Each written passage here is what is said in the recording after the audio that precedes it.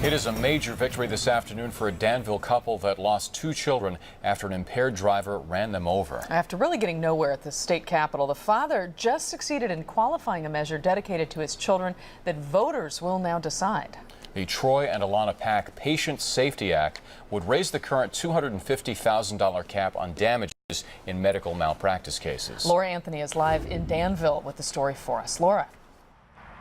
Well, hi, Caroline. This is the stretch of roadway where the Pack children were killed more than 10 years ago. The woman who hit them is in prison, but the doctors who prescribed the drugs that she was high on have not faced any serious penalties. That's something the Packs want the voters to change. Well, over the last 10 years, I've been working mostly through legislation for patient safety. For Danville's Bob Pack, it brings some measure of satisfaction after a decade of mourning and healing. It's the ballot measure Pack created in memory of his late son and daughter that will go before California voters in November. If a doctor harms someone, they need to be held accountable so people can understand what happened. And then secondly, they need to change whatever went wrong. Right now, if you don't go to court and hold them accountable, they feel there's no need to change.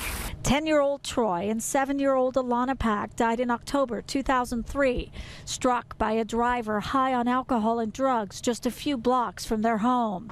They were narcotics prescribed by 6 different doctors at the same Walnut Creek Hospital. If voters approve it, the Troy and Alana Pack Patient Safety Act would require drug testing for doctors and raise the state's $250,000 cap on damages in medical malpractice cases. It would also require doctors to consult a government database before prescribing painkillers to new patients.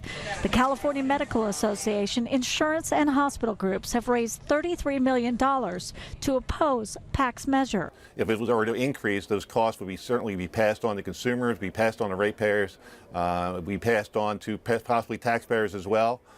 The Troy and Alana Pack Patient Safety Act must pass by a simple majority. If it does, their father says it will become part of his children's legacy. In Danville, Laura Anthony, ABC 7 News.